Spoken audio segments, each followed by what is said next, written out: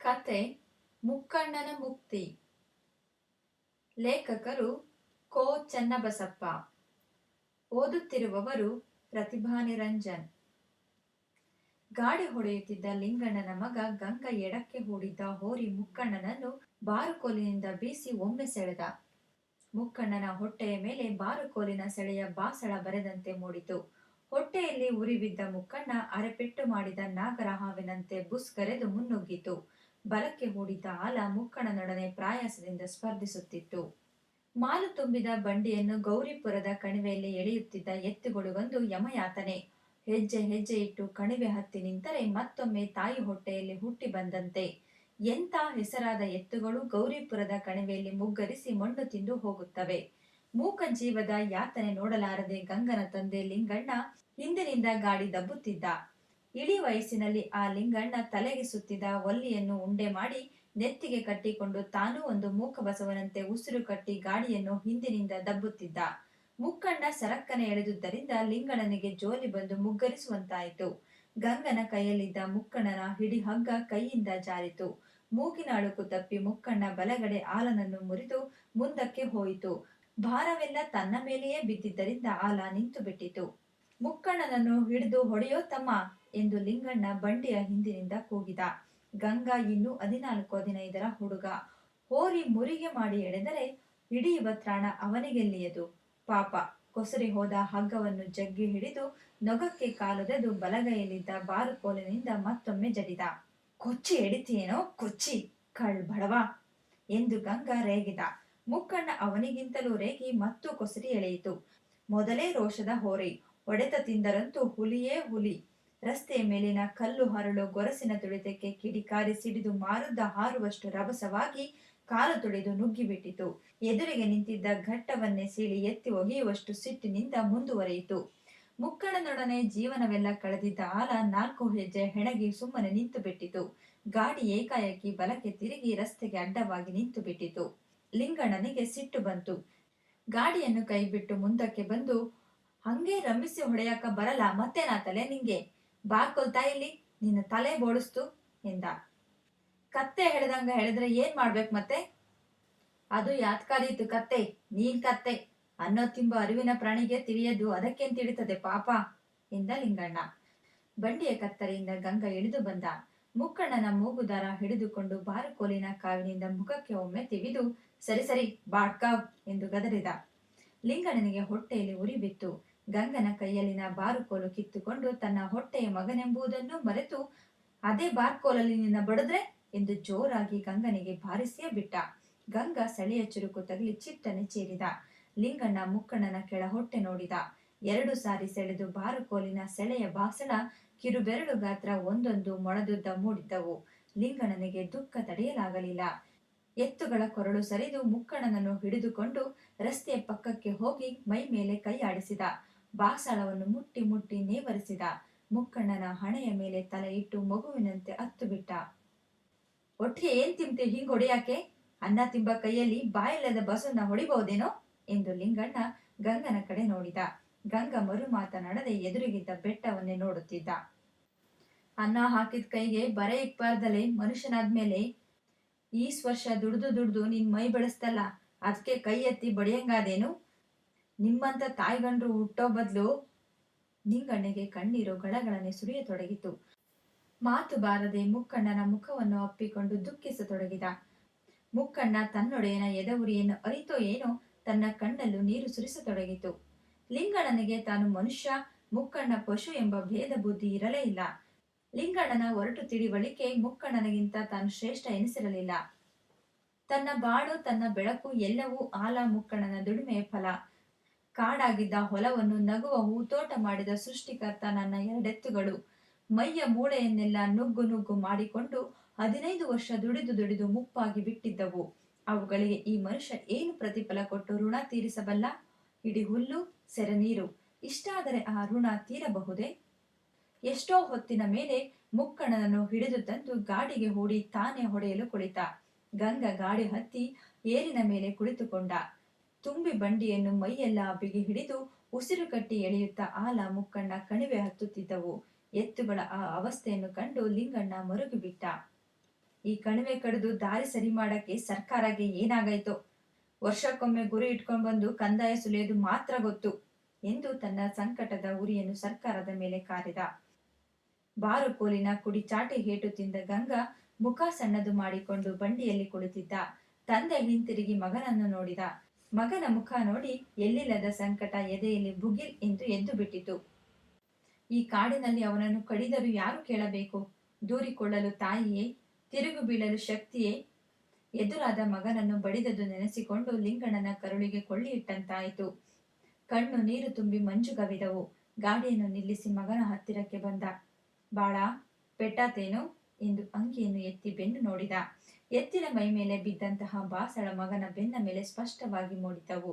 ಲಿಂಗಣ್ಣ ಮಗನನ್ನು ತಬ್ಬಿಕೊಂಡು ಬಿಕ್ಕಿ ಬಿಕ್ಕಿ ಅಳಲಾರಂಭಿಸಿದ. ಗಂಗನೂ ಗಟ್ಟಿಯಾಗಿ ಹತ್ತು ಬಿಟ್ಟ. ತಂದೆ ಮಕ್ಕಳ ದುಃಖಕ್ಕೆ ಮೂಕ ಸಾಕ್ಷಿಯಾಗಿ ಆ ಬೆಟ್ಟ ಕಾಡು ಮೌನವಾಗಿ ನಿಂತಿದ್ದವು. ಮೂಕ ಬಸವಣ್ಣನ ಒಡಿಬಾರ್ದಪ್ಪ, ನಮ್ಮಂಗೆ ಅವಕೇನು ಬಾಯೆ? ತಿರುಗಿ ಹಾಕಿ ಬಡಿಬಲ್ವೆ? 100 ಬಡಿದ್ರು ಬಡಿಸ್ಕೊಳ್ತಾವೆ, ಮತ್ತೆ ದಂದಂಗೆ ಎಳಿತಾವೆ. ಬಡಿಬಾರ್ದಪ್ಪ. ಕಣ್ಣೀರಿನಲ್ಲಿ ತನ್ನೆದೆಯ ಭಾರದ ಹೊರೆಯನ್ನು ನೀಗಿ ಯಾವುದೋ ಒಂದು ನೆಮ್ಮದಿ ನೆಲೆಸಿತ್ತು. ಹಿಡ್ದು ಹಿಡ್ದು ಸಾಕಾತು, ಎಡಗೈಲ ಬೊಬ್ಬೆ ಬಂದೈತೆ, ಕೊಸರಿ ಎಳೆದ್ರೆ ನಾನೆಂಗ್ ಹಿಡಿಲಿ? ಸಿಟ್ಟು ಬಂತು, ಒಂದೇಟು ಹೊಡೆದೆ ಎಂದ ಗಂಗಾ. ಹಂಗೆ ಅದು, ಮುಕ್ಕಣ್ಣ ಯಾವಾಗ್ಲೂ ಮುಂಗೋಪಿ. ಕಳ್ಳು ಹರ್ಕೊಳ್ಳೋ ತನಕ ಎಳೆದದ್ದೇ. ಅದು ಹೋದಂಗೆ ಬಿಟ್ರೆ 4 ದಿನದಾಗಿ ಎದೆ ಕಳ್ಕೊಂಡು ಬಿಡ್ತದೆ. ದುಡ್ಕೊಂಡು ತಿಂಬೋ ಬಾಯಿಗೆ ಮಣ್ಣೆ. ಲಿಂಗಣ್ಣ ಮತ್ತೆ ಕತ್ತರಿಯ ಮೇಲೆ ಕುಳಿತು ಮುಕ್ಕಣ್ಣನ ಬೆನ್ನ ಮೇಲೆ ಕೈಯಾಡಿಸಿ ತನ್ನೆದೆಯ ಪ್ರೇಮವನ್ನು ಅದರ ಮೇಲೆ ಸುರಿದ. 4 ಸೇರು ಜೋಳವನ್ನು ಮುಕ್ಕಣ್ಣನ ಬೆನ್ನ ಮೇಲೆ ಸುಲಭವಾಗಿ ಹರಡಬಹುದಾಗಿತ್ತು. ಅದರ ಬೆನ್ನು ಅಷ್ಟು ಅಗಲ, ಅಷ್ಟು ದಷ್ಟಪುಷ್ಟ ದೇಹ, ಒಂದೊಂದು ಕಾಲು ಒಂದೊಂದು ಗದೆ, ಎತ್ತಿಟ್ಟರೆ ನೆಲ ಕುಳಿ ಬೀಳಬೇಕು. ಹಾಲನೂ ಅಷ್ಟೇ, ಮುಕ್ಕಣ್ಣನಿಗೆ ಸರಿ ಜೋಡಿಯಾದ ಹೋರಿ. ಮುಕ್ಕಣ್ಣನ ಮುಖ ನೋಡಿದರೆ ಸಿಂಹನನ್ನು ನೋಡಿದಂತಾಗುತ್ತದೆ. ಹರೆಯದ ಪ್ರಾಯ ಇಳಿಮುಖವಾಗಿದ್ದರೂ ಮುಪ್ಪಿನ ಛಾಯೆ ಸುಳಿದಿರಲಿಲ್ಲ. ಅದಕ್ಕೆ ತಕ್ಕ ಚೆಲುವಾದ ಕೋಡುಗಳು, ಕೋಡಿಗೆ ತಕ್ಕ ಹಿತ್ತಾಳೆಯ ಕೋಡಣಸು. ಕೋಡಿಗೆ ಕುಚ್ಚು ಕಟ್ಟಿ ಜೂಲು ಹಾಕಿದರೆ ಮುಕ್ಕಣ್ಣನನ್ನು ಜನ ನಿಂತು ನೋಡಬೇಕು. ಆ ಋಷಭ ಟಿವಿ ಅದರದು. ಮುಕ್ಕಣ್ಣನ ಭಯಂಕರ ರೂಪಕ್ಕೂ ಅದರ ಸೌಮ್ಯ ಗುಣಕ್ಕೂ ಸಾಮ್ಯವೇ ಇರಲಿಲ್ಲ. ಗಂಗಾ 3 ವರ್ಷದ ಮಗುವಾದಾಗ ಮುಕ್ಕಣ್ಣ ಮನೆಗೆ ಬಂತು. ಅಂದಿನಿಂದ ಗಂಗಾ ಅದನ್ನು ಹಿಡಿಯಲು ಕಲಿತಿದ್ದಾನೆ. ಅದರ ಹೊಟ್ಟೆಯ ಕೆಳಗೆ ತೂರಾಡಿದ್ದಾನೆ. ಕಾಲು ಸಂದಿಯಲು ನಿಂತು ಉಣ್ಣೆ ಕಿತ್ತಿದ್ದಾನೆ. ಚಿಕ್ಕ ಮಕ್ಕಳು ಮಾಡುವ ಎಲ್ಲಾ ಚೇಷ್ಟೆಯನ್ನು ಅವನು ಮುಕ್ಕಣ್ಣನೊಡನೆ ಮಾಡಿದ್ದಾನೆ. ಆದರೂ ಅದೊಂದು ಏನೂ ಅಪಾಯ ಯಾರಿಗೂ ಮಾಡಿರಲಿಲ್ಲ. ಮುಕ್ಕಣ್ಣನ ಬುದ್ಧಿ ಮನುಷ್ಯರ ಬುದ್ಧಿಗಿಂತಲೂ ಚುರುಕು. ಲಿಂಗಣ್ಣ ಗಾಡಿ ಹೂಡಿ ಗಂಗನನ್ನು ಗಾಡಿಯ ಮೇಲೆ ಕೂಡಿಸಿ ಬಿಟ್ಟರೆ ತೀರಿತು. ಎಲ್ಲಿಗೆ ಹೋಗಬೇಕು ಅಲ್ಲಿಗೆ ಹೋಗಿ ನಿಲ್ಲುತ್ತಿದ್ದವು. ದಾರಿಯ ಒಗ್ಗಾಲಿ, ಕಲ್ಲು ದಿಂಡಿಯನ್ನೆಲ್ಲ ತಪ್ಪಿಸಿ ತಾವೇ ಹೋಗಿ ಬಿಡುತ್ತಿದ್ದವು. ಗಂಗನ ಕೈಯಲ್ಲಿ ಗಾಡಿಯ ನೊಗ ಎತ್ತುವುದಕ್ಕಾಗುತ್ತಿರಲಿಲ್ಲ. ಅವನು ಆಲ ಮುಕ್ಕಣ್ಣಗಳನ್ನು ನೊಗಕ್ಕೆ ನಿಲ್ಲಿಸಿ ನೊಗದ ಒಂದು ಕೋಪು ತುಳಿದರೆ ಮುಕ್ಕಣ್ಣ ತಾನಾಗಿಯೇ ಒಂದು ಹೆಗಲು ಕೊಡುತ್ತಿತ್ತು. ಇಂಥ ಮುಕ್ಕಣ್ಣನನ್ನು ಲಿಂಗಣ್ಣ ತನ್ನ ಮಗನಿಗಿಂತ ಹೆಚ್ಚಾಗಿ ಪ್ರೀತಿಸಿದರಲ್ಲಿ ಏನು ಆಶ್ಚರ್ಯ? ಲಿಂಗಣ್ಣನ ಅರ್ಧ ಜೀವವೇ ಅವನೆತ್ತುಗಳು. ದನ ಕಟ್ಟುವ ಮನೆಯಲ್ಲಿ ಮನುಷ್ಯರು ಮಲಗಬಾರದೆಂದು ಆರೋಗ್ಯ ಶಾಸ್ತ್ರ ಹೇಳುತ್ತಿದ್ದರೂ ಲಿಂಗಣ್ಣನಿಗೆ ತನ್ನೆತ್ತುಗಳ ಗಂಟೆಯ ಟಿಂಟಿಣಿಯ ನಾದ ಕೇಳುತ್ತಾ ಮಲಗಿದರೆ ನಿದ್ರೆ ಹತ್ತುತ್ತಿತ್ತು. ಗಂಟೆ ಸದ್ದು ಕೇಳದಿದ್ದರೆ ಅವನಿಗೆ ಕಿವಿಡಾದಷ್ಟು ತೊಂದರೆಯಾಗುತ್ತಿತ್ತು. ಅಲ್ಲದೆ ಆಲ ಮುಕ್ಕಣ್ಣ ದುಡಿಯುತ್ತಿದ್ದೇನು ಕಡಿಮೆಯೇ? ಅವು ದುಡಿದ ಹಣವೆಲ್ಲ ಹಾಗೆ ಇಟ್ಟಿದ್ದರೆ ಒಂದು ಖಜಾನೆ ತುಂಬುತ್ತಿತ್ತು. ಆದರೆ ಲಿಂಗಣ್ಣ ತನ್ನ ದೊಡ್ಡ ಕುಟುಂಬದ ಪೋಷಣೆ ಮಾಡುವುದಲ್ಲದೆ ಅವರಪ್ಪ ಮಾಡಿದ ಸಾಲದ ಹೊರೆಯೂ ಅವನ ಹೆಗಲ ಮೇಲೆ ಭೂತದಂತೆ ಕುಳಿತಿತ್ತು. ತಂದೆ ಮಕ್ಕಳಿಬ್ಬರು ಹೊಸಪೇಟೆ ಸಂತೆ ಮಾಡಿಕೊಂಡು ಊರು ಸೇರಿದರು. ಮರುದಿನ ಸೋಮವಾರ ಕಾರು ಹುಣ್ಣಿಮೆಯ ಹಬ್ಬ. ಮುಂಗಾರು ಮಳೆ ಧೋ ಎಂದು ಸುರಿದು ಬಿಟ್ಟಿತ್ತು. ಬೇಸಿಗೆ ಬೇಗ ಮೆಲ್ಲ ಮೆಲ್ಲನೆ ಅಡಗಿ ಮಳೆಗಾಲದ ಮಾಧುರ್ಯ ಗಾಳಿಯಲ್ಲಿ ತೀಡಿ ಬರುತ್ತಿತ್ತು. ಬೇವು ಬಾಗಿಯ ಹೂವು ಮೊದಲ ಮಳೆಯಲ್ಲಿ ತೇಲಿ ಬಂದು ಹಳ್ಳದ ಎರಡೂ ದಂಡೆಯಲ್ಲಿ ಹೆಪ್ಪು ಕಟ್ಟಿಕೊಂಡಿತ್ತು. ಸಕಾಲಕ್ಕೆ ಮಳೆ ಬಂದರೆ ರೈತನಿಗೆ ಶಿವ ಪ್ರತ್ಯಕ್ಷನಾದಂತೆ. ಅವರ ಆನಂದವೇ ಆನಂದ. ಕಾರು ಹುಣ್ಣಿಮೆಯಲ್ಲಿ ಉನ್ಮಾದಗ್ರಸ್ತರಾಗುತ್ತಾರೆ. ಮುಕ್ಕಣ್ಣನಂತ ಮಿಕ್ಕ ಹೋರಿಯನ್ನು ಕಟ್ಟಿದ ಲಿಂಗಣ್ಣನಿಗೆ ಅಪಾರ ಸಂತೋಷ. ಹೊಸಪೇಟೆಯಿಂದ ತಂದಿದ್ದ ಬಣ್ಣವನ್ನು ಎತ್ತುಗಳ ಕೋಡುಗಳಿಗೆ ಸವರಿ ಶೃಂಗಾರ ಮಾಡಿದ. ಮೈ ತೊಳೆದುಕೊಂಡು ತಂದು ನಿಲ್ಲಿಸಿದ. ಆಲ ಮುಕ್ಕಣ್ಣ ಮುತ್ತಿನ ಮುದ್ದೆಯಂತೆ ಕಾಣುತ್ತಿದ್ದವು. ಜನರ ದೃಷ್ಟಿ ಆಗಬಾರದೆಂದು ಮೈ ತುಂಬ ಜೂಲು ಹಾಕಿ ಲಿಂಗಣ್ಣ ಹಗಲೆಲ್ಲ ಶೃಂಗಾರ ಮಾಡಿದ. ಹಣೆ ತುಂಬ ಹಾಕುವ ಬಾಸಿಂಗ ಸಿದ್ಧಗೊಳಿಸಿದ. ಕಾರು ಹುಣ್ಣಿಮೆಯಲ್ಲಿ ಎಲ್ಲರೂ ಎತ್ತು ಹಿಡಿಯುವುದರಲ್ಲಿ ರೈತರ ಜೀವನದಲ್ಲಿ ಬಂದ ಒಂದು ವ್ರತ. ಊರ ಸಾಹುಕಾರ ತಿಮ್ಮಣ್ಣನವರು, ಮಠದಯ್ಯನವರು, ಗೊಂಚಿಗಾರರು ಎಲ್ಲರ ಎತ್ತುಗಳು ಕಾರು ಹುಣ್ಣಿಮೆಯಲ್ಲಿ ಮೆರವಣಿಗೆ ಹೊರಡುತ್ತವೆ. ಮಠದಯ್ಯನವರ ಹೋರಿಯ ಹಿಂದೆ ಎಲ್ಲರೂ ಮೆರವಣಿಗೆಯಲ್ಲಿ ಭಾಗವಹಿಸುವರು. ಅಯ್ಯನವರ ಮನೆಯ ಪಕ್ಕದಲ್ಲಿದ್ದ ಲಿಂಗಣ್ಣನ ಮುಕ್ಕಣ್ಣ ಅವರ ಹೋರಿಯ ಹಿಂದೆ ಮೊದಲನೆಯದಾಗಿ ಪ್ರತಿ ವರ್ಷ ಮೆರವಣಿಗೆ ಹೊರಡುತ್ತದೆ. ಈ ವರ್ಷವೂ ಹಾಗೆಯೇ ಬಂದರು. ಊರ ಮಧ್ಯದ ಅಂಗಳಕ್ಕೆ ಬಂದಾಗ ಸಾಹುಕಾರ ತಿಮ್ಮಣ್ಣನ ಮಗ ಗುಡ್ಡದಪ್ಪ ತಮ್ಮ ಹೋರಿಯನ್ನು ಮುಂದಕ್ಕೆ ಹೊಡೆದುಕೊಂಡು ಬಂದ. ಲಿಂಗಣ್ಣನ ಮಗ ಗಂಗ ರಪ್ಪೆ ಬಡಿಯುವುದರ ಒಳಗಾಗಿ ಮುಕ್ಕಣ್ಣನನ್ನು ಸಾಹುಕಾರರ ಹೋರಿಯ ಮುಂದೆ ತಂದು ನಿಲ್ಲಿಸಿದ. ಗುಡದಪ್ಪನಿಗೆ ಕೋಪ ಬಂತು. ಹಗಲೆಲ್ಲ ಕಷ್ಟಪಟ್ಟು ಮನೆಯ ಆಭರಣಗಳನ್ನೆಲ್ಲ ಕೋಡಿಗೆ ಸುತ್ತಿ ಅಲಂಕರಿಸಿದ ನನ್ನೆತ್ತು ಹಿಂದೆ ಬೀಳುವುದನ್ನು ಆತ ಸಹಿಸಲಾರದೆ ಹೋದ. 5-6 ಮಾರು ದಾಟಿದ ಮೇಲೆ ಮತ್ತೆ ಗುಡದಪ್ಪ ಮುಂದಗಾಲು ಬಂದ. ಅವರ ಮೇಲೆಯೇ ಕಣ್ಣಿಟ್ಟಿದ್ದ ಗಂಗ ಸೊನ್ನೆ ಇಟ್ಟು ಮುಕ್ಕಣ್ಣನನ್ನು 3 ಮಾರು ಕುಪ್ಪಳಿಸಿದ. ಗುಡದಪ್ಪ ಈ ಸೋಲು ಸಹಿಸಲಾರದೆ ತನ್ನ ಹೋರಿ ಅರಗು ಮಾಡಿಸಿಕೊಂಡು ಹಾರಿಕೆ ಹಾರಿಸಿಕೊಂಡು ಮೆರವಣಿಗೆಯ ಮುಂದಕ್ಕೆ ತಂದು ನಿಲ್ಲಿಸಿಯೇ ಬಿಟ್ಟ. ಆಗ ಈಗ ಎನ್ನುವುದರ ಒಳಗಾಗಿ ಎಲ್ಲರೂ ತಮ್ಮ ತಮ್ಮ ಹೋರಿಗಳನ್ನು ಮುಂದಕ್ಕೆ ಹಿಡಿತರಲು ಪ್ರಯತ್ನಿಸಿದರು. ಗಂಗಾ ಕೇಕೆ ಹಾಕಿ ಮುಕ್ಕಣ್ಣನನ್ನು ಹಾರಿಸಿಯೇ ಬಿಟ್ಟ. ಗುಡದಪ್ಪನಿಗೂ ಗಂಗನಿಗೂ ಮಾತು ಬಿಸಿಯಾಯಿತು. ಊರ ಜನ ಒಬ್ಬೊಬ್ಬರು ಒಂದೊಂದು ಪಕ್ಷಕ್ಕೆ ನಿಂತು ಗದ್ದಲವೇ ಪ್ರಾರಂಭವಾಯಿತು. ಮಠದಯ್ಯನವರು ಬಂದು ಲಿಂಗಣ್ಣನ ಮುಕ್ಕಣ್ಣನಿಗೆ ಅಗ್ರಸ್ಥಾನ ಕೊಟ್ಟು ನ್ಯಾಯ ಬಗೆಹರಿಸಿ ಹೋದರು. ಗುಡದಪ್ಪನಿಗೆ ಕೂಡಿದ ಜನರಲ್ಲಿ ಊರ ಮಧ್ಯದಲ್ಲಿ ಆದ ಈ ಅವಮಾನವನ್ನು ಸಹಿಸುವುದಕ್ಕಾಗಲಿಲ್ಲ. ಅವನ ಹೊಟ್ಟೆಯಲ್ಲಿ ಹೊಟ್ಟೆ ಕಿಚ್ಚಿನ ಕಿಡಿ ದಗದಗಿಸಿ ಉರಿಯಲಾರಂಭಿಸಿತು. ಹೊಟ್ಟೆಗೆ ಗತಿ ಇಲ್ಲದಿದ್ದರೂ ಮಕ್ಕಳಿಗೆ ಬಲು ಅಭಿಮಾನ ಎಂದ ಗುಡದಪ್ಪ ಗಂಗನ ಕಿವಿಗೆ ಬೀಳುವಂತೆ. ಕೈಲಿ ಕಡಿಯೋದು ಆಗದಿದ್ರು ಒಣಜಂಬ ಸಾವುಕಾರರಿಗೆ ಎಂದ. ಅಂತ ಭೂಪ ರುಸ್ತುಂ ಹೋರಿ ಕಟ್ಟಿ ಮುಂದೆ ನಿಲ್ಲಬೇಕು ಎಂದು ಅಡಿಯಿಟ್ಟ. ಗುಡದಪ್ಪನಿಗೆ ಈ ಮಾತು ಕೇಳಿ ಎದೆಗೆ ಈಟಿರಿದಂತಾಯ್ತು. ಅವನಿಗೆ ಸಿಟ್ಟು, ಅವಮಾನ, ಅಶಕ್ತಿ ಎಲ್ಲ ಮುತ್ತಿಕೊಂಡು ಕಣ್ಣೆ ಕಾಣಲಾರದಂತಾಯ್ತು. ಅವರ ಹಾಳಿಗೆ ಹೇಳಿ ತಾನು ಮನೆಗೆ ಬಂದು ಮಲಗಿ ಬಿಟ್ಟ. ಅವನಿಗೆ 100 ಯೋಚನೆಗಳು. ತಾನೂ ಮುಕ್ಕಣ್ಣನಂಥ ಹೋರಿ ತರಬೇಕು. ಮರುದಿನ ಬೆಳಿಗ್ಗೆ ತಿಪ್ಪಣ್ಣ ಸಾಹುಕಾರರು ಲಿಂಗಣ್ಣನನ್ನು ಕರೆಕಳಿಸಿದರು. ಇಂದಿನ ದಿನದ ಮೆರವಣಿಗೆ ಗದ್ದಲ ಅವನಿಗೂ ಗೊತ್ತಿತ್ತು. ಆದರೆ ಅವನ ದೃಷ್ಟಿಯಲ್ಲಿ ಅದೇನು ಮಹತ್ವದ ಸಂಗತಿಯಾಗಿರಲಿಲ್ಲ. ಊರ ದೈವದ ಮುಂದೆ ಬಡ ಬಲ್ಲಿದರ ಪ್ರಶ್ನೆ ಎಲ್ಲಿದೆ? ದೈವವೆಲ್ಲ ಮೆರವಣಿಗೆ ಹೊರಟಾಗ ಬಲ್ಲಿದವರಿಗೆ ಹೆಚ್ಚಿನ ಗೌರವ ಬೇಕೆಂದು ತಿಮ್ಮಣ್ಣನವರು ಯಾಕೆ ಬಯಸಬಹುದು? ಅದು ಅವನ ಭಾಗಕ್ಕಾದರೂ ಮರೆತ ಮಾತಾಗಿತ್ತು. ಲಿಂಗಣ್ಣ ಬಂದಾಗ ಸಾಹುಕಾರರ ಮನೆಯೊಳಗಿನ ಹಕ್ಕೆಯಿಂದ ಹೋರಿಗಳು ಬಂದವು. ಲಿಂಗಣ್ಣ ಅವುಗಳನ್ನು ತುರಿಸಿ ಗಂಗೆದೊಳಗಿನ ಮೇಲಿನ ಉಣ್ಣೆ ಕಿತ್ತು ಮೈದೂಬಿ ಆಧರಿಸುತ್ತಾ, ಮೈ ಎಷ್ಟು ಕೊಬ್ಬಾಗೈತ್ರಿ ಸಾಹುಕಾರ್ರೆ, ನೆನ್ನೆ ಮೈ ತೊಳೆದಿದ್ರೋ ಹ್ಯಾಂಗೋ, ಆಗಲೇ ಕಣ್ಣೀರಿ ನೋಡಂಗಿಲ್ಲ, ಹಕ್ಕೆಲಿ ಸಗಣಿ ಗಂಜು ನಿಂತಂಗೈತೆ ನೋಡ್ರಿ ಎಂದ. ಏನ್ ಮಾಡೋದ್ ಲಿಂಗಣ್ಣ, ನಮ್ ಕೈಲಿ ಕಡಿಯೋದು ಆಗಲ್ಲ. ಈ ಆಳು ಮಕ್ಳು ಅಂಬ ತಮ್ಗಿಷ್ಟ ಬಂದಂಗೆ ಹಕ್ಕೆ ಹೊಡಿತಾರೆ. ಆಳು ಮಾಡಿದ ಕೆಲಸ ಹಾಳೆ ದಣೆರ. ನಮ್ ಹಕ್ಕೆ ಉಂಬ ಮನೆ ಇದ್ದಂಗಿದ್ರೆ ನಮ್ ಎತ್ತು ನಿಲ್ಲೋದು. ಕಾಲಾಗ ಸಗಣಿದ್ರೆ ಬೆಳಗಾಗ ತನಕ ನಮ್ಮೆತ್ತು ಮೈ ನೆಲಕ್ಕೆ ಹಾಕವೇನ್ರಿ ಎಂದ ಲಿಂಗಣ್ಣ ಸಲುಗೆಯಲ್ಲಿ. ಸಾಹುಕಾರರು ಏನೋ ತಮ್ಮ ಕೆಲಸದಲ್ಲಿ ತಾವು ತೊಡಗಿದ್ದರು. ಲಿಂಗಣ್ಣ ಮುಂದುವರೆದು, 10-20 ದಂದಾಗೆ ಯಾವ್ದನ್ ನೋಡ್ತಾರೋ ಯಾವುದಿಲ್ಲೋ ಈ ಆಳ್ ಮಕ್ಳು. ಹೋದ್ರ ಗ್ವಾದ್ಲಿಗೆ ಹುಲ್ಲೆಳೆದ್ರು ಬಂದ್ಬಿಟ್ರು. ಯಾವ್ದು ತಿಂತು ಯಾವ್ದಕ್ ಸಿಕ್ಕಿತ್ತು ಅಂಬೋದು ಅವ್ರಿಗೇನ್ರಿ? ನಾವು ಹೊಟ್ಟೆ ಮಕ್ಳಂಗೆ ಪೋಷಣೆ ಮಾಡಿದ್ರೆ ದನಗಳ್ರಿ ಸಾವುಕಾರ್ರೆ ಎಂದ ಲಿಂಗಣ್ಣ. ಇದ್ದ ದನಗಳದೇ ಈ ಹಾಡು. ಮತ್ತೊಂದ್ ಜೊತೆ ತರಬೇಕು ಅಂತ ನಮ್ ಹುಡುಗ ಕುಣಿತಾನೆ ಎಂದರು ಸಾಹುಕಾರರು. ಒಳ್ಳೆ ಮುಂಗಾರಿ ಹಂಗಾಮಿನಾಗೆ ಯಾರ್ ಕೊಡ್ತಾರೆ ಸಾಹುಕಾರ್ರೆ? ಎಲ್ಲರಿಗೂ ಹಸುವು. ದಾವಣಗೆರೆಗೆ ಹೋದ್ರೆ ಅಪ್ಪ ಅಂಬ ಅಂತವ್ ಬರ್ತಾವ್ ನೋಡ್ರಿ. ಈಗ ಯಾರು ಹೋಗಿ ತರ್ಬೇಕು? ನಿನ್ ಜೊತೆ ಕೊಟ್ಬಿಡು ಎಂದು ನಕ್ಕರು. ಲಿಂಗಣ್ಣನಿಗೆ ಈ ಮಾತು ಕೇಳಿ ಸಿಡಿದು ಹೊಡೆದಂತಾಯ್ತು. ತನ್ನ ಕಣ್ಣು ಕಾಲು ಕಡೆದಿಟ್ಟು ಹೋಗೆಂದರೆ ಲಿಂಗಣ್ಣ ಅಷ್ಟು ವ್ಯಸನ ಮಾಡುತ್ತಿರಲಿಲ್ಲ.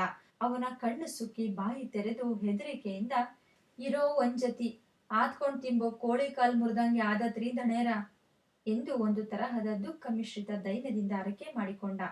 ನಮ್ಮನೆಗಳು ಒಂದ್ ಜೊತೆ ಹಿಡ್ಕೊಡ್ತೀನಿ, ನಿನ್ನ ಕೊಟ್ಬಿಡು ಎಂದರು ತಿಮ್ಮಣ್ಣ. ಇಲ್ಲ ಬಿಡ್ರಿ ಸಾವುಕಾರ್ರೆ, ಅದಾಗಲ್ಲ ನನ್ ಕೈಲಿ.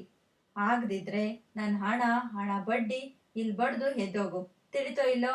ಏಕಾಶಿಮ, ಲಿಂಗಣ್ಣನ ತರಬಿ ವಸೂಲಿ ಮಾಡಲೆ ಎಂದು ಸಾಹುಕಾರರು ಇದ್ದಕ್ಕಿದ್ದಂತೆ ಭೀಕರವಾಗಿ ಬಿಟ್ಟರು. ಪೆಟ್ಟಿಗೆಯ ಬಾಗಿಲನ್ನು ದಡಮ್ಮನೆ ಮುಚ್ಚಿ ಬೀಗದ ಕೈಯನ್ನು ಉಡಿದಾರದಲ್ಲಿ ಕಟ್ಟಿಕೊಳ್ಳುತ್ತಾ ಸಾಹುಕಾರರು ಎದ್ದು ಮನೆಯೊಳಗೆ ಹೋಗಿಬಿಟ್ಟರು. ಲಿಂಗಣ್ಣನಿಗೆ ಆಕಾಶವೇ ಕಳಚಿ ಬಿದ್ದಂತಾಯಿತು. ಸಜೀವವಾಗಿ ಅವನನ್ನು ಭೂಮಿಯಲ್ಲಿ ಹೂಡಿದ್ದರೂ ಅಷ್ಟು ಯಾತನೆ ಅವನಿಗಾಗುತ್ತಿರಲಿಲ್ಲ. ಉಸಿರಾಡುವುದಕ್ಕೂ ಅವನಿಗೆ ಪ್ರಯಾಸವೆನಿಸತೊಡಗಿತು.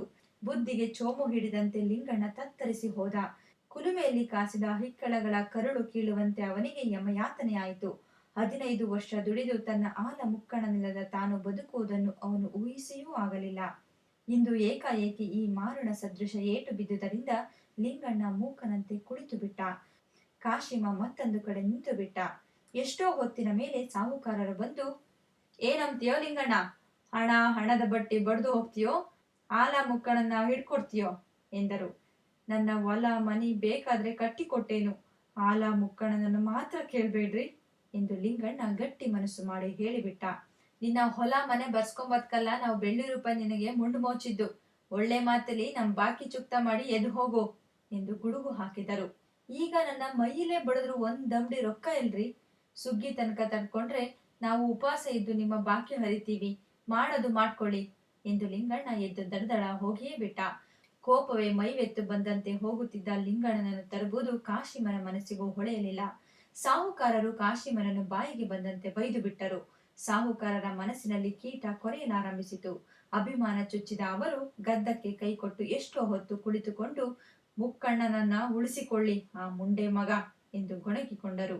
ಸಾಹುಕಾರರಿಗೆ ನೆಮ್ಮದಿ ಜಾರಿತು. ಲಿಂಗಣ್ಣ ಎತ್ತು ಕೊಡದಿದ್ದಕ್ಕಿಂತ ಅವನು ಅವರನ್ನು ಉಲ್ಲಂಘಿಸಿ ನಡೆದ ಅವಿಧೇಯತೆಯನ್ನು ನೆನೆದು ತಿಮ್ಮಣ್ಣನವರ ಹೃದಯ ಕುದಿಯತೊಡಗಿತು. ಅಭಿಮಾನ ಭಂಗವಾಯಿತೆಂದು ಅವರು ಹುರಿ ಹುರಿಯಾದರು. ಮೇಲುಪ್ಪರಿಗೆಯ ಸಿರಿವಂತರ ಮಾತನ್ನು ಧಿಕ್ಕರಿಸಿ ನಡೆದೆದ್ದು ಹೋದ ಆ ಬೀದಿಯ ಬಿಕಾರಿಯ ಸೊಕ್ಕು ಕಂಡು ತಿಮ್ಮಣ್ಣನವರಿಗೆ ಆಶ್ಚರ್ಯವಾಯಿತು. ಏನಲೇ ಕಾಶಿಮ, ಎಷ್ಟರೇ ಸೊಕ್ಕು ಆ ನನ್ ಮಗನಿಗೆ ಎಂದು ದೊಡ್ಡ ಗಂಟಲಿನಲ್ಲಿ ಅಬ್ಬರಿಸಿದರು. ಸೊಕ್ಕಿದವರು ಸೊರಗಿದವರು ಒಂದೇ ಅಂತಾರಲ್ರಿ ದಣೇರ, ಹಂಗೆ ಎಂದ ಕಾಶಿಮ ತಿಪ್ಪಣ್ಣನವರ ಕೋಪಕ್ಕೆ ಉಪಶಾಂತಿ ಹೇಳಿದ. ಅಲ್ಲೋ, ಅವ್ನು ಎದ್ದು ಹೋಗಕ್ಕೆ ನೀ ಯಾಕೆ ಬಿಟ್ಟಿ ಅಂತ ಎಂದರು ತಿಪ್ಪಣ್ಣನವರು. ಅವನ್ನ ತಡವಬಹುದೇನ್ರಿ ಸೌಕಾರ್ರೆ, ಎಲ್ಲಾನ ಉಂಟೆ, ನಮ್ಮ ಮರ್ಯಾದೆ ಉಳಿತು ಅಂತ ಇಟ್ಕೊಳ್ರಿ. ತಿಪ್ಪಣ್ಣನವರು ಲಿಂಗಣ್ಣ ಎದ್ದು ಹೋದ ಎದೆಗಾರಿಕೆ, ಅವನ ಕೆರಳಿದ ಮೂರ್ತಿ, ಮಾತಿನಲ್ಲಿದ್ದ ಗಡುಸುತನ ಎಲ್ಲ ಕಣ್ಣ ಮುಂದೆ ಸುಳಿದವು. ಅವನನ್ನು ತಡವಿದ್ದರೆ ಬಾಲ ತುಳಿದ ನಾಗರ ಹಾವು ಕೆಣಕಿದಂತೆ ಎಂದು ತಿಪ್ಪಣ್ಣನವರಿಗೆ ಅಸ್ಪಷ್ಟವಾಗಿ ಗೋಚರವಾಯಿತು. ಕಾಶಿಮ ಲಿಂಗಣ್ಣನನ್ನು ತರಬಿದ್ದರೆ ಏನಾಗುತ್ತಿತ್ತು? ಬಹುಶಃ ಲಿಂಗಣ್ಣ ಕಾಶಿಮನನ್ನು ನೆಲಕ್ಕೆ ದಬ್ಬಿ ಮುಂದುವರಿಯುತ್ತಿದ್ದ. ಸಾಹುಕಾರರು ಕೋಪದ ಭರದಲ್ಲಿ ಲಿಂಗಣ್ಣನನ್ನು ರಟ್ಟೆ ಹಿಡಿದು ನಿಲ್ಲಿಸುತ್ತಿದ್ದರು. ಆಗ ಏನ್ ಮಾಡ್ತಿದ್ನೋ ಏನಿಲ್ವೋ, ಹ್ಯಾಂಗ್ ಹೇಳ್ಬೇಕ್ರಿ ದಣೇರ ಎಂದು ಕಾಶಿಮ ತಿಪ್ಪಣ್ಣನವರ ಯೋಚನೆಯನ್ನು ಹಿಂಬಾಲಿಸಿದನಂತೆ ನುಡಿದ. ಹೋಗ್ಲಿ ಬಿಡು, ಮತ್ತೆ ಏನ್ ಮಾಡ್ಬೇಕು ಅಂತೀಯೋ, ದಾವ ಮಾಡಿ ಕೋರ್ಟಿಗೆಳಿಬೇಕ್ರಿ ಎಂದ ಕಾಶಿಮ. ಥತ್, ನಿನಗ್ ತಿಳಿದಿಲ್ಲ ಬಿಡೋ ಸಾಬಾ ಎಂದು ತಿಪ್ಪಣ್ಣನವರು ಎದ್ದು ಒಳಗೆ ಹೋಗಿಬಿಟ್ಟರು. ಲಿಂಗಣ್ಣ ಕೋಪದ ಭರದಲ್ಲಿ ತಿಪ್ಪಣ್ಣನವರನ್ನು ಉಲ್ಲಂಘಿಸಿ ಎದ್ದು ಬಂದ ಮೇಲೆ ಅವನ ಮನಸ್ಸಿಗೆ ಯಾವುದೋ ಒಂದು ಅಸ್ಪಷ್ಟ ಭೀತಿಯ ಬೈರಿಗೆ ಕೊರೆಯಲಾರಂಭಿಸಿತು. ಕೋಪಗೊಂಡ ತಿಪ್ಪಣ್ಣನವರು ಏನು ಮಾಡಲಾರರು. ಅವರು ವಿಷವಿಟ್ಟುಕೊಂಡು ಸೇಡು ತೀರಿಸಿಕೊಳ್ಳಬೇಕೆಂದರೆ ನನ್ನ ಮನೆ ಉಳಿದೀತೆ, ಹೊಲದ ಪೈರು ನಿಂತೀತೆ, ಕಣದಲ್ಲಿ ಒಟ್ಟಿದ ಬಣವೆ ಇದ್ದೀತೆ, ಮನೆಯ ಮುಂದೆ ನಿಲ್ಲಿಸಿದ ಗಾಡಿಯನ್ನೇ ಎಲ್ಲಿಯಾದರೂ ಹೊಡೆಸಿದರೆ, ನೇಗಿಲಿಗೆ ಹೂಡಿದ ಮುಕ್ಕಣ್ಣನನ್ನು ಹಾಡು ಹಗಲೇ ಬಿಚ್ಚಿ ಹೊಡೆಸಿಕೊಂಡು ಹೋದರೆ ಅವರನ್ನು ಯಾರು ಕೇಳಬೇಕು? ಲಿಂಗಣ್ಣ ತನ್ನ ಉದ್ದಟತನದಿಂದಾಗಬಹುದಾದ ಭೀಕರ ಪರಿಣಾಮಗಳನ್ನು ಕುರಿತು ಯೋಚಿಸುತ್ತಾ ಮನೆ ಸೇರಿದ. ಜಗಲಿಯ ಕಂಬಕ್ಕೆ ಹೊರಗೆ ಕೂತು ಬುದ್ಧಿ ತತ್ತರಿಸುವಂತೆ ಯೋಚಿಸಿದ. ಯೋಚನೆ ಮಾಡಿದಂತೆಲ್ಲ ಅವನ ಬುದ್ಧಿ ಸ್ವಾಧೀನ ತಪ್ಪಿ ನಡೆಯಲಾರಂಭಿಸಿತು. ಪ್ರಜ್ವಲಿಸಿ ಉರಿಯುವ ದೀಪ ಮಂಕು ಕಟ್ಟಿ ಕ್ಷೀಣವಾಗುವಂತೆ ಅವನ ಬುದ್ಧಿ ಮಂಕಾಯಿತು. ಕಣ್ಣು ಮಸುಕಾದವು. ಕಂಬದಲ್ಲಿದ್ದ ತಗಣಿಗಳು ಲಿಂಗಣ್ಣನ ಮೈಯ ರಕ್ತವನ್ನು ಯಥೇಚ್ಛವಾಗಿ ಹೀರಿದವು. ಆದರೆ ಲಿಂಗಣ್ಣನಿಗೆ ಪ್ರಜ್ಞೆ ಇರಲಿಲ್ಲ. ಮಧ್ಯಾಹ್ನ ಎತ್ತುಗಳಿಗೆ ನೀರು ಕುಡಿಸಲೆಂದು ಗಂಗಾ ಆಲ ಮುಕ್ಕಣ್ಣಗಳನ್ನು ಕಣದಿಂದ ಬಿಟ್ಟುಕೊಂಡು ಬಂದ. ಲಾಳ ಕಟ್ಟಿದ ಕಾಲುಗಳನ್ನು ಛಂದೋಬದ್ಧವಾಗಿ ಎತ್ತಿಡುತ್ತಾ ಕುತ್ತಿಗೆಯಲ್ಲಿ ಕಟ್ಟಿದ ಹುಬ್ಬಳ್ಳಿಯ ಗಂಟೆಯನ್ನು ಸದ್ದು ಮಾಡುತ್ತಾ ಮುಕ್ಕಣ್ಣ ಬರುವುದನ್ನು ಲಿಂಗಣ್ಣ ದೂರದಿಂದಲೇ ಗುರುತಿಸಿದ. ಕಳೆದ 15 ವರ್ಷಗಳಿಂದ ಮುಕ್ಕಣ್ಣನ ನಡಿಗೆ ಗಂಟೆಯ ಸದ್ದನ್ನು ಕೇಳಿದ್ದ. ನಡುರಾತ್ರಿಯಲ್ಲಿ ಕಗ್ಗತ್ತಲಿನ ಹೆಗ್ಗಾಡಿನಲ್ಲಿ ಬೇಕಾದರೂ ಮುಕ್ಕಣ್ಣನ ಆಗಮನವನ್ನು ಲಿಂಗಣ್ಣ ಕಣ್ಣು ಮುಚ್ಚಿ ಗುರುತಿಸುತ್ತಿದ್ದ. ಮುಕ್ಕಣ್ಣ ಮನೆಯೊಳಗೆ ಬಂದು ಮುಸುರೆಯ ಬಾನಿಗೆ ಬಾಗದೆ ಲಿಂಗಣ್ಣನ ಮುಂದೆ ಬಂದು ನಿಂತಿತು. ಪರವಶನಾಗಿ ದಿಕ್ಕು ತೋಚದೆ ಕಣ್ಣು ಕಾಣದೆ ಕುಳಿತಿದ್ದ ಲಿಂಗಣ್ಣನಿಗೆ ಮುಕ್ಕಣ್ಣ ಬಂದು 3ನೇ ಕಣ್ಣು ತೆರೆದಂತಾಯಿತು. ನೀರಡಿಸಿ ಬಂದಿದ್ದ ಮುಕ್ಕಣ್ಣನ ಹಣೆಯ ಮೇಲೆ ಕೈಯಾಡಿಸಿ ಕೋಡುಗಳ ಸಂದಿನಲ್ಲಿ ಬೆರಳು ತುರಿಸಿ ಆಧರಿಸಿದ. ಕುಲಗುರು ಮನೆಗೆ ಬಂದರೆ ಎದ್ದು ಹೋಗಿ ಕರೆತರುವ ಭಕ್ತನಂತೆ ಲಿಂಗಣ್ಣ ಮುಕ್ಕಣ್ಣನನ್ನು ಮೈದಡವಿ ನೀರಿನ ಬಾನಿಗೆ ಕರೆದುಕೊಂಡು ಹೋದ. ಆಲ ಮುಕ್ಕಣ್ಣಗಳೆರಡೂ ನೀರು ಕುಡಿದು ಹಕ್ಕೆಯಲ್ಲಿ ಜೋಡಿಯಾಗಿ ನಿಂತುಕೊಂಡವು. ಗಂಗಣ್ಣ ಕಣ್ಣಿ ಇಟ್ಟು ಊಟಕ್ಕೆ ಮನೆಯೊಳಗೆ ಹೋದ. ಲಿಂಗಣ್ಣ ಮತ್ತೆ ತಗಣಿಯ ಕಂಬಕ್ಕೆ ಹೊರಗೆ ಕೂತುಕೊಂಡು ಯೋಚನೆಯ ಕಡಲಿನಲ್ಲಿ ಮುಳುಗಿಬಿಟ್ಟ. ಅದರ ಆಳದಲ್ಲಿ ಸಿಲುಕಿ ಅವನು ಉಸಿರು ಕಟ್ಟಿ ಏದುವಂತಾಯಿತು. 8 ಎತ್ತಿನ ರಂಟೆಯನ್ನು ಹೊಡೆಯುವಂತೆ ಲಿಂಗಣ್ಣ ಉಸಿರು ಬಿಗಿ ಹಿಡಿದು ನಿಧಾನವಾಗಿ ಬಿಡುತ್ತಿದ್ದ. ಎದುರಿಗೆ ನಿಂತಿದ್ದ ಮುಕ್ಕಣ್ಣನ ಮುಖವನ್ನು ತದೇಕ ದೃಷ್ಟಿಯಿಂದ ನೋಡಿದ. ಮರುಕ್ಷಣವೇ ಮುಕ್ಕಣ್ಣನಿಗೆ ದೃಷ್ಟಿಯಾದೀತೆಂದು ನೋಟವನ್ನು ಬೇರೆ ಕಡೆ ತಿರುಗಿಸಿದ. ಮುಕ್ಕಣ್ಣ ಮನುಷ್ಯರ ಮನಸ್ಸಿನ ಒಳಿತು ಕೆಡಕು ನಗೆ ದುಗುಡಗಳನ್ನು ತಿಳಿಯಲಾರದ ಮಗುತನ ಮೌಢ್ಯದಿಂದ ಲಿಂಗಣ್ಣನನ್ನೇ ಬಿಟ್ಟ ಕಣ್ಣುಗಳಿಂದ ನೋಡುತ್ತಿತ್ತು. ಲಿಂಗಣ್ಣನ ಕಣ್ಣಲ್ಲಿ ನೀರು ನಿರಾತಂಕವಾಗಿ ಹರಿಯುತ್ತಿತ್ತು. ಲಿಂಗಣ್ಣನ ಹೆಂಡತಿ ಗೌರಮ್ಮ ಬಾನಿಗೆ ಮುಸುರಿ ಸುರಿಯಲು ಬಂದಾಕೆ ಲಿಂಗಣ್ಣನ ಕಣ್ಣೀರು ಕಂಡು ಗಾಬರಿಗೊಂಡು, ಅದ್ಯಾಕ್ರಿ ಕಣ್ಣೀರ್ ತಂದ್ರಲ್ಲ, ತುಂಬಿದ ಮನೆಯಾಗ ಗಂಡು ಮಕ್ಳು ಕುತ್ಕೊಂಡು ಕಣ್ಣೀರ್ ತಂದ್ರೆ ಒಳ್ಳೇದೇಂದ್ರಿ ಎಂದಳು. ಲಿಂಗಣ್ಣ ಹುಟ್ಟ ಪಂಚೆಯಿಂದ ಕಣ್ಣುಜ್ಜಿಕೊಂಡು ಮತ್ತೆ ಮೂಕ ಬಸವನಂತೆ ಕೈಕಟ್ಟಿ ಕುಳಿತುಕೊಂಡ. ಯಾಕ್ರಿ ಕಣ್ಣೀರ್ ತಂದ್ರಲ್ಲ ಎಂದಳು ಮತ್ತೊಮ್ಮೆ. ನಮ್ಮನೆ ಉಳಿಯಂಗಿಲ್ಲ ನೋಡು ಎಂದ ಲಿಂಗಣ್ಣ. ಐ ಬಿಡ್ರಿ, ಎಂತ ಮಾತಾಡ್ತೀರ್ರಿ ಎಂದು ಗೌರಮ್ಮ ಸರಕ್ಕನೆ ಹೊರೆಯಿಂದ ಕತ್ತಿಯನ್ನು ಕಿತ್ತಂತೆ ಅತೃಪ್ತಿಯನ್ನು ಅಸಮಾಧಾನವನ್ನು ವ್ಯಕ್ತಪಡಿಸಿದರು. ಗೌರಮ್ಮ ಮುಸರೆಯ ಬೋಗಣೆಯನ್ನು ಒಳಗಿಟ್ಟು ಬಂದು ಬಾಗಿಲ ತೋಳಿಗೆ ಹೊರಗೆ ನಿಂತು, ಏನಾತ್ರಿ ಮಾರಾಯ್ರ, ಏನೇನೋ ಅಂಬ್ತಿರಲ್ಲ ಎಂದಳು. ಇನ್ನೇನಾಗ್ಬೇಕೆ ಮಾರಾಳೆ, ಮುಕ್ಕಣ್ಣನನ್ನು ಸಾಹುಕಾರಿಗೆ ಕೊಡ್ಬೇಕಂತೆ. ಕೊಡಲ್ಲ ಅಂದ್ರೆ ಆತ್ರಿ, ಅದಕ್ಕೆಲ್ಲ ಅಷ್ಟು ಸುಲಭ ಅಂತ ತಿಳಿದೇನು ನೀನು? ಕೊಡಲ್ಲ ಅಂತ ಅಂದ್ರೆ ಸಾಹುಕಾರರು ಏನ್ ಮಾಡ್ಬೋದು ಗೊತ್ತೇನು? ಏನು ಮಾಡ್ಯಾರ್ರಿ ಅವರು? ಏನು ನಮ್ಮ ಹಣೆಬರನ್ನೇ ಒತ್ತುಕೊಂಡು ಓದಾರೇನ್ರಿ? ಮುಕ್ಕಣ್ಣ ಅಂದ್ರೆ ನಮ್ಮ ಹಣೆಬರ ಅಲ್ಲ ಅಂತ ಮಾಡಿದೀಯೇನ್ ನೀನು? ಮುಕ್ಕಣ್ಣ ನಮ್ಮನೆಗೆ ಕಾಲಿಟ್ಟಾಗಿಂದ ನಮ್ಗೇನು ದರಿದ್ರಲ್ ನೋಡು. ಮುಕ್ಕಣ್ಣನ ಕಾಲುಗುಣ ನಾವು ಒಬ್ಬ ಬಾಳೆದ್ರಸ್ತಾಗಿದ್ದೀವಿ, ಇಲ್ದಿದ್ರೆ ಎಂದು ಲಿಂಗಣ್ಣ ನಿಟ್ಟಿಸಿರು ಬಿಟ್ಟ. ಏನ್ ಮೊಗಲಾಯಿ ಆಗ್ಲಿಲ್ಲ ಬಿಡ್ರಿ ನೀವಂತೂ. ಒಳ್ಳೆ ಗಂಡು ಮಕ್ಕಳು ಕುತ್ಕೊಂಡು ಆ ಬುಳ್ಳಣ್ಣಗಳಿಗೆ ಹೆದರಿ ಕುಂತ್ರೆ ಊರಾಗೆ ಬಾಳೆ ಮಾಡ್ದಂಗೆ ಆತ್ ಬಿಡ್ರಿ ಎಂದು ಗೌರಮ್ಮ ಒಳಗೆ ಹೋದಳು. ಲಿಂಗಣ್ಣನಿಗೆ ಮಾತ್ರ ತಿಪ್ಪಣ್ಣನವರ ಭಯ ತಪ್ಪಲಿಲ್ಲ. ಅವನಿಗೆ ತನ್ನ ಹೊಲ ಕಣ ಮನೆ ಮುಕ್ಕಣ್ಣನನ್ನು ಕಾಯುವುದೇ ಮಹಾ ಕಷ್ಟವಾಯಿತು. ತನ್ನ ಕಣ್ಣ ಬೊಂಬೆಯಂತೆ ಮುಕ್ಕಣ್ಣನನ್ನು ಜೋಪಾನ ಮಾಡುತ್ತಿದ್ದ. ಮುಕ್ಕಣ್ಣ ಕಣ್ಮರೆಯಾದರೆ ಅವನಿಗೆ ಕಣ್ಣೆ ಇಂಗಿದಂತಾಗುತ್ತಿತ್ತು. ಸಾಹುಕಾರರ ಸಿಟ್ಟು ನೆನೆಸಿಕೊಂಡರಂತೂ ಅವನಿಗೆ ಎದೆಯೊಡೆಯುತ್ತಿತ್ತು. ಮಳೆಗಾಲ ಬಂತು. ಬಿತ್ತನೆಯ ಕೆಲಸವೆಲ್ಲ ಮುಗಿದು ಎತ್ತುಗಳಿಗೆ ಕೊಂಚ ವಿರಾಮ ದೊರಕಿತು. ಅಲ್ಲಲ್ಲಿ ಹಸಿರು ಹುಲ್ಲು ಬಿತ್ತು. ಊರ ಸುತ್ತಮುತ್ತ ಎತ್ತ ನೋಡಿದರೂ ದೃಷ್ಟಿ ಹಬ್ಬುವವರೆಗೆ ಎದೆ ಎತ್ತರದ ಹಸಿರು ಜೋಳ ಕೊಬ್ಬಿ ನಿಂತು ತೂಗುತ್ತಿತ್ತು. ಜನಗಳಿಗೂ ದನಗಳಿಗೂ ಹರುಷದ ಕಡಲು ಭೂಮಿಯ ಮೇಲೆ ಬೆಳೆದಂತೆ ಪೈರು ಹುಲುಸಾಗಿ ಬಂತು. ಲಿಂಗಣ್ಣನ ಈ ಆನಂದದಲ್ಲಿ ಸಾಹುಕಾರರ ಭೂತದ ನೆನಪು ಕ್ರಮೇಣ ಕುಗ್ಗಿತು. ಒಂದು ದಿನ ಹಸಿಯ ಹುಲ್ಲು ಮೇಯಲು ಹೋಗಿ ಮುಕ್ಕಣ್ಣ ಒಳ್ಳೆ ಬಿಗಿದು ಬಂತು. ಲಿಂಗಣ್ಣ ರಾತ್ರಿ ಎತ್ತುಗಳ ಮೈ ತಿಕ್ಕುವಾಗ ಮುಕ್ಕಣ್ಣನ ಬಿರಿದ ಹೊಳ್ಳೆ ನೋಡಿ, ಏ ತಮ್ಮ, ಎಲ್ಲನ ಜೋಳ ಗಿಳಕ್ಕೆ ಮುಕ್ಕಣ್ಣ ಬಿದ್ದುತ್ತೇನೋ ಎಂದು ಕೇಳಿದ. ಇಲ್ಲ ಎಂದ ಗಂಗಾ. ಹಂಗಾರ ಹೊಟ್ಟೆ ಯಾಕೋ ಒಂದಿಷ್ಟು ಊದ್ದಂಗೈತಲ್ಲೋ? ಊದಾಕೆ ಏನಾಗೈತೆ, ಸಂಜೆ ತನಕ ಹುಲ್ ತಿಂದೈತಿ. ದಿನ ಹುಲ್ ತಿಂದ್ ಬರಲ್ಲೇನು? ದಿನ ಹಿಂಗೆ ಇರ್ತಿತ್ತೆ? ಏನೋ ಅಪ್ಪ, ಇವತ್ತ್ಯಾಕ ಹಂಗಾಗೈತೋ ಏನೋ. ಲಿಂಗಣ್ಣನಿಗೆ ಕಳವಳಕ್ಕಿಟ್ಟುಕೊಂಡಿತು. ಮುಕ್ಕಣ್ಣ ಬುಸ್ಕೆರೆಯುತ್ತಿತ್ತು.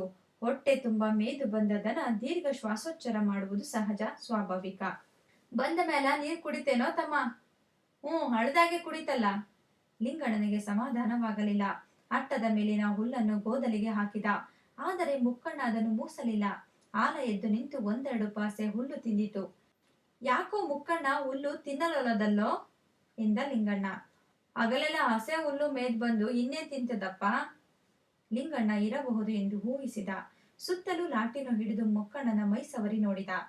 ಮುಕ್ಕಣ್ಣನ ಸೆಗಣಿಯನ್ನು ಪರೀಕ್ಷಿಸಿದ. ತಂದೆಯ ಪೇಚಾಟವನ್ನು ನೋಡಿ ಗಂಗಾ, ಒಂದಿಷ್ಟು ಮಲಗಿ ಎದ್ರೆ ಎಲ್ಲ ತಿಳಿತದೆ ಬಿಡಪ್ಪ, ಮಲಿಕೊಂಡು ಮೆಲುಕು ಹಾಕ್ಲಿ, ನಾವು ಉಂಬಾನ ಬಾ ಎಂದು ಕರೆದ.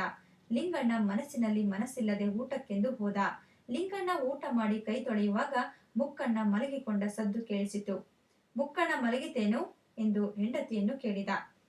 ಎಂದು ಗೌರಮ್ಮ ಹೇಳಿದಳು. ಊಟ ಮುಗಿಸಿ ಎದ್ದು ಬಂದು ಮುಕ್ಕಣ್ಣನನ್ನು ನೋಡಿದ. ಮೆಲುಕು ಹಾಕುತ್ತಿರಲಿಲ್ಲ. ಬಾಯಲ್ಲಿ ಜೊಲ್ಲು ದಾರದಂತೆ ಇಳಿ ಬಿದ್ದಿತ್ತು. ಲಿಂಗಣ್ಣನಿಗೆ ದಿಗಿಲಾಯಿತು. ಮುಕ್ಕಣ್ಣನಿಗೆ ಏನೋ ಆಗಿದೆ ಎಂದು ಖಂಡಿತವಾಯಿತು. ಗಿಡ ತರಲೆಂದು ಲಾಟಿನ ಹಿಡಿದುಕೊಂಡು ಬೀಸು ಕಾಲು ಹಾಕಿಕೊಂಡು ಅವನಿಗೆ ಗೊತ್ತಿದ್ದ ಎಡೆಗಳಿಗೆಲ್ಲ ಕತ್ತಲಲ್ಲಿ ನುಗ್ಗಿದ. ಅವನ ದುರಾದೃಷ್ಟಕ್ಕೆ ಎಲ್ಲಿಯೂ ಸಿಕ್ಕಲಿಲ್ಲ. ಊರ ಸ್ಮಶಾನದಲ್ಲೂ ಅಲೆದಾಡಿದ. ತಲೆ ಬುರುಡೆಯನ್ನು ಎಡವಿದ. ಮೂಳೆಯನ್ನು ತುಳಿದು ಮುಂದುವರೆದ. ಸಿದಿಗೆಯ ಕಟ್ಟಿಗೆಯನ್ನು ತೆಗೆದೊಗೆದ. ಅವನೇ ಭೂತದಂತಿರಲು ಬೇತಾಳದ ಹೆದರಿಕೆ ಅವನಿಗಿಲ್ಲಿಯದು. ಸ್ಮಶಾನವನ್ನೆಲ್ಲ ಸುತ್ತಾಡಿ ಮುಕ್ಕಣ್ಣನಿಗೆ ಗಿಡ ಹುಡುಕಿ ತಂದ ಲಿಂಗಣ್ಣ. ಮನೆ ಸೇರುವ ಹೊತ್ತಿಗೆ ಮುಕ್ಕಣ್ಣನ ಹೊಟ್ಟೆ ನಗಾರಿಯಾಗಿತ್ತು. 4 ಕಾಲು ಚಾಚಿಕೊಂಡು ಮುಕ್ಕಣ್ಣ ಕಕ್ಕಸ ಬಿಡುತ್ತಿತ್ತು. ಹಕ್ಕೆಯ ತುಂಬ ಮುಕ್ಕಣ್ಣ ಬಿದ್ದುಕೊಂಡು ಕಣ್ಣು ಅರಳಿಸಿ ದೈನ್ಯದಿಂದ ನೋಡುತ್ತಿತ್ತು. ಮುಕ್ಕಣ್ಣನ ಸ್ಥಿತಿಯನ್ನು ನೋಡಿ ಲಿಂಗಣ್ಣನ ಸ್ಥಿತಿ ಕುಸಿದು ಬಿತ್ತು. ಗಿಡವನ್ನು ಬಿಸಾಡಿ ಮುಕ್ಕಣ್ಣನ ಮುಖದ ಮೇಲೆ ಬಿದ್ದು ಲಿಂಗಣ್ಣ ಕಣ್ಣು ಕಿತ್ತ ಕರಡಿಯಂತೆ ಹೋ ಎಂದು ಅಬ್ಬರಿಸಿಕೊಂಡ. ಕೇರಿಯ ಜನರೆಲ್ಲ ನೆರೆದರು. ಮುಕ್ಕಣ್ಣನಿಗೆ ಒದಗಿದ ದುಸ್ಥಿತಿಯನ್ನು ಕಂಡು ರೈತರ ಎದೆ ಹೊಡೆದು ಕಣ್ಣೀರು ಚಿಮ್ಮಿತು. ಕೆಲವರು ಗಿಡವನ್ನು ಅರೆದು ಗೊಟ್ಟದಲ್ಲಿ ಹಾಕಿ ಮುಕ್ಕಣ್ಣನ ಬಾಯಿಗಿಟ್ಟರು. ಆದರೆ ಗಿಡದ ಒಂದು ಹನಿ ಹೊಟ್ಟೆಗೆ ಸೇರಲಿಲ್ಲ. ಬೆಳಗಾಗುವುದರಲ್ಲಿ ಮುಕ್ಕಣ್ಣನ ಕಣ್ಣಲ್ಲಿ ಪಾಸೆ ಇರಲಿಲ್ಲ. ಮನೆಯ ಮಂದಿಯೆಲ್ಲ ತಮ್ಮ ತಂದೆ ತೀರಿದಾಗ ಅಳುವಂತೆ ರೋಧಿಸಿದರು. ಎದೆ ಬಿರಿದು ಸೀಳುವಂತೆ ಮೊರೆ ಇಟ್ಟರು. ಲಿಂಗಣ್ಣ ಮುಕ್ಕಣ್ಣನ ಮುಂಗಾಲ ಮೇಲೆ ಬಿದ್ದು ಗೋಳಾಡಿದ. ಮುಕ್ಕಣ್ಣನನ್ನು ತನ್ನ ಹೊಲದ ಮೂಲೆಯಲ್ಲಿ ಹೂಳಿ ಬಂದ. ಮುಕ್ಕಣ್ಣನಿಲ್ಲದೆ ಆಲ ಒಂಟಿಯಾಗಿ ಹಕ್ಕೆಯಲ್ಲಿ ನಿಲ್ಲಲಾರದೆ ಅಂಬಲಿಸಿತು. ಸಣ್ಣ ಕರುವಿನಂತೆ ಅಂಬಾ ಎಂದು ಕೂಗಿಕೊಂಡಿತು. ಕಣ್ಣುಗಳೆರಡು ನೀರು ಸುರಿಸಿ ಬರಿದಾದವು. ಲಿಂಗಣ್ಣ ಎದೆಯೊಡೆದು ಒಂದೇ ವಾರದಲ್ಲಿ ಮುಕ್ಕಣ್ಣನ ದಾರಿ ಹಿಡಿದ. ವಯಸ್ಸಾಗದ ಮಗನನ್ನು ಕಟ್ಟಿಕೊಂಡು ಅಲ್ಲಿ ಬದುಕುವುದು ಗೌರಮ್ಮನಿಗೆ ಅಸಾಧ್ಯವೆನಿಸಿತು. ತನ್ನ ತವರು ಮನೆಗೆ ಹೊರಟು ಹೋದಳು. ಲಿಂಗಣ್ಣನ ಮನೆ ಮುರಿದು ಕದ ಕಟ್ಟಿತು. ಸಿರಿವಂತರಿಗೆ ಬಡವರ ಮನೆ ಮುರಿಯುವುದೆಂದರೆ ಹುಡುಗರು ನೊಣ ಬಡಿದು ಹಾಕಿದಂತೆ. ಇಲ್ಲಿಗೆ ಕೋ ಚನ್ನಬಸಪ್ಪನವರು ಬರೆದ ಮುಕ್ಕಣ್ಣನ ಮುಕ್ತಿ ಎಂಬ ಕಥೆ ಮುಕ್ತಾಯವಾಯಿತು. ಓದಿದವರು ಪ್ರತಿಭಾ ನಿರಂಜನ್.